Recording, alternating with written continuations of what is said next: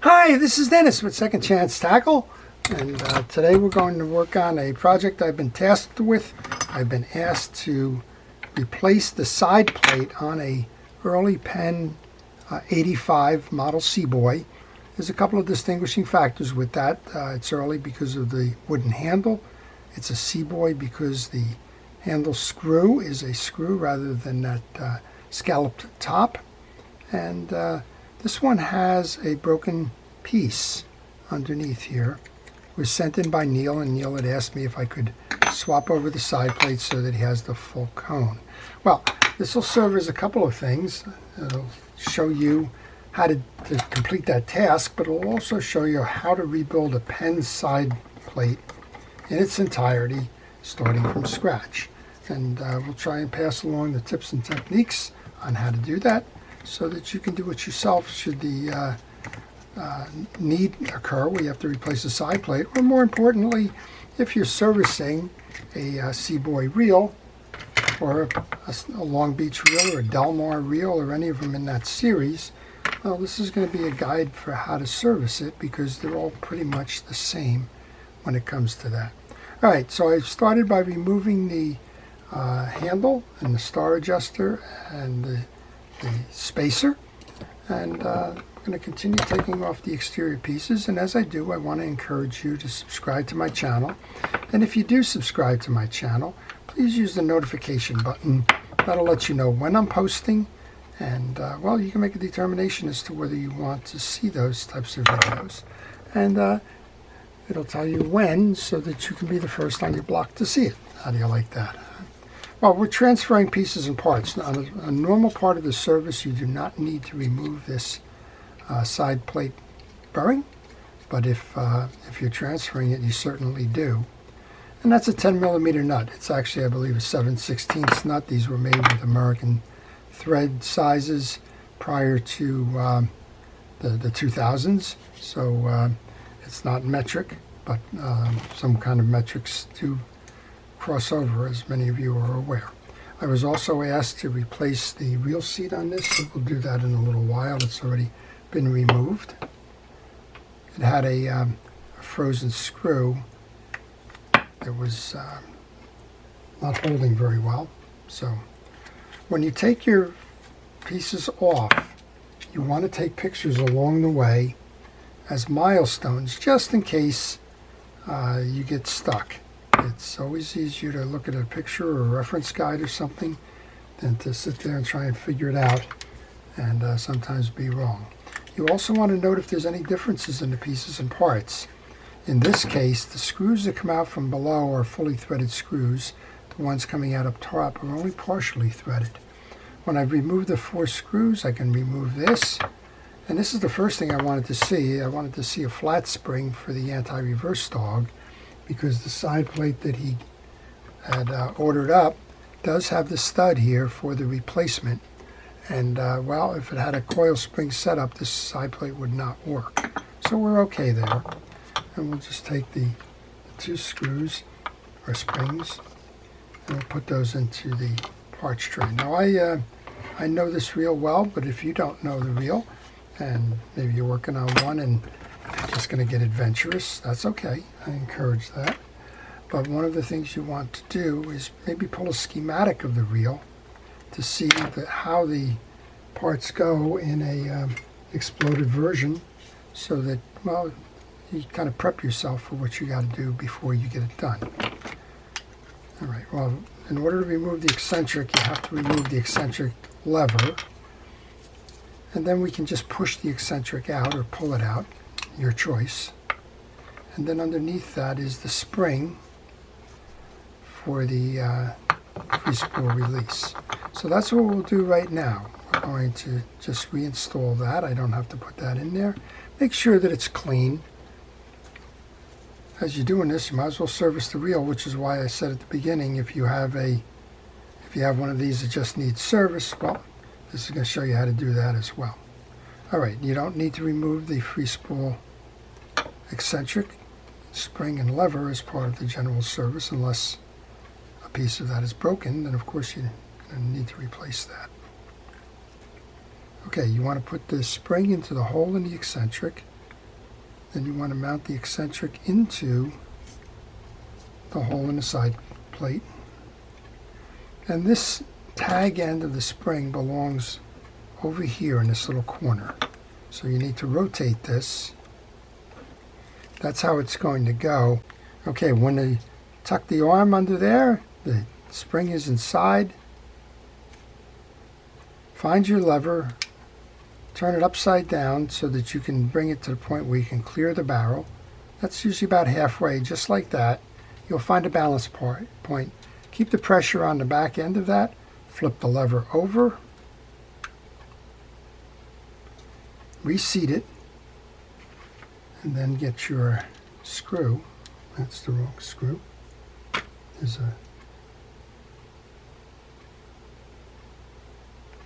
There it is. I knew I had it because I put it in my parts tray.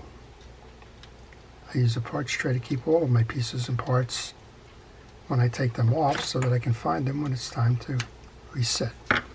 Alright, so we've reinstalled the eccentric, the spring, and the lever, and now you'll notice this moves up and down when we flip the lever. That's going to take care of releasing the pinion gear from the spool by pulling it in, pushing it out.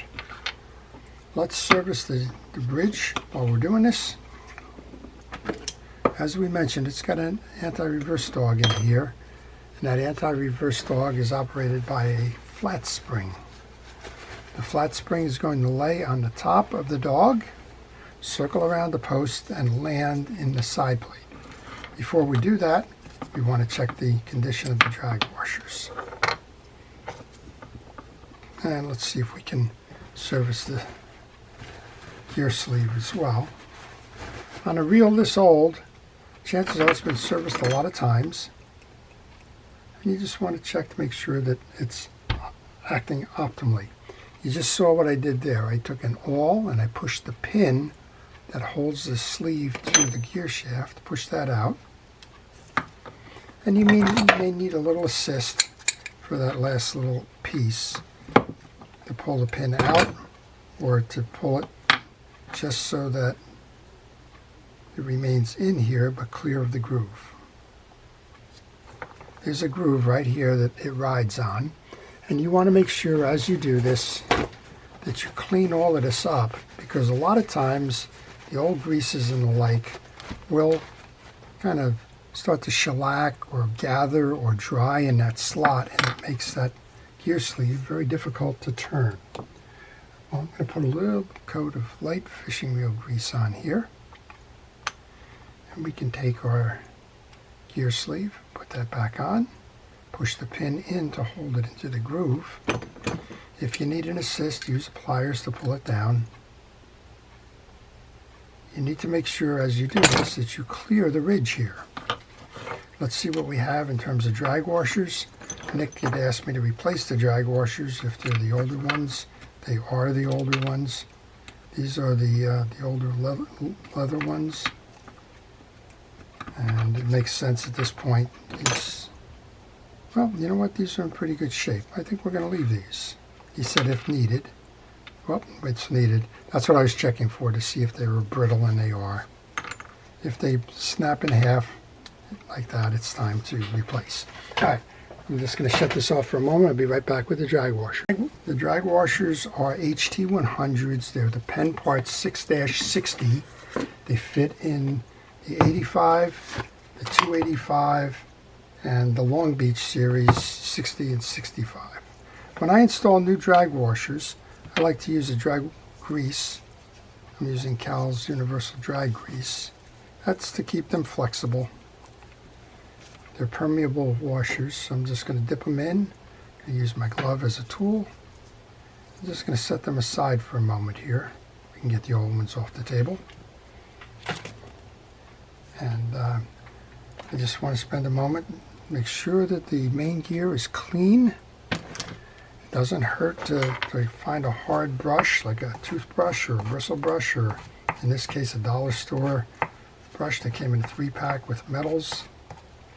Pull it through to make sure all those grooves are clear. And then go ahead and get that fishing wheel grease again. I'm using Penn Precision Wheel grease for that. That's the blue grease. And I mentioned before I was using drag washer grease with Cal's Universal Drag Grease. You don't have to use that, or you don't have to run out and get it if you don't have it. Just put fishing wheel grease on those permeable washers. If you have a hard washer that, let's say a plastic or something like a Teflon and the like, it does not need grease because, well, the grease isn't going to get absorbed. One fabric washer, and then we have two washers like this that have a kind of a rectangular center. They're called keyed washers. One goes on top and one goes on the bottom. That's your second fabric washer now. And then the middle one has got two studs on it. They're in a straight line. They seat into the main gear. That's called an eared washer. Then the last of the drag washers go on. These washers are clean. And we'll put the last of the keyed washers on. And then there's a tension washer. That's not a flat washer. Don't attempt to flatten it out. It's not the way it works. It gives you a little bit of flexibility for your star adjuster in terms of tension.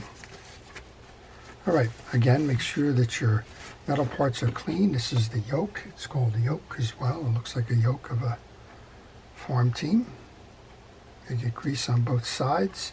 Do the same thing with your pinion gear now. Make sure all those teeth are clean and that they're uniform, that they're not chipped or cracked, and get a good amount of the grease on that as well. Okay, we want to go into our parts tray and find the two pieces that are the springs that nest in the cavity on each side of that plate. Next up then, you want to take your yoke and your pinion gear, slide the yoke over the bearing shaft, align the two holes with the spring, and then we want to seat our jack.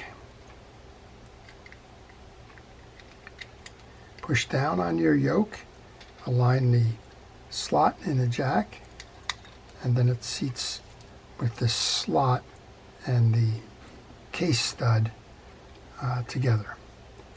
To set the anti-reverse then, find one of the two screws that have the fully threaded shaft on them, push down on your yoke, take your bridge and insert that, and then turn your bridge approximately perpendicular to the structure.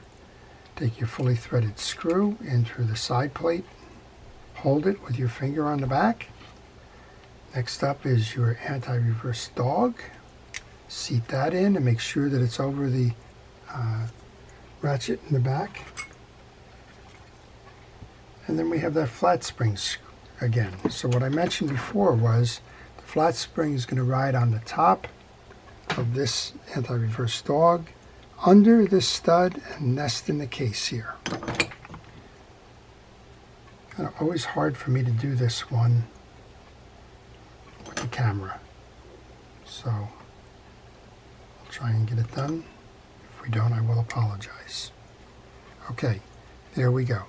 You can see it nested on the side of the case, under the stud, on top of the dog. That's how it works. Swing that over, and then a turn or two on the bridge shaft, just so you can see that getting started. Don't drive it down all the way. That's because it needs to be a little bit of tolerance to play with the lining the holes. The second fully threaded screw will go below, and then as I mentioned, you have two screws that are partially threaded. One goes up top on each side. I like to go from the bottom to the top on the opposite side first to seat that one. Then again, we're just snugging these up. We're not finishing them. And then we'll put the last one in on the other side. We'll tighten all of them down now. And again, X pattern, go high, low, right side, left side.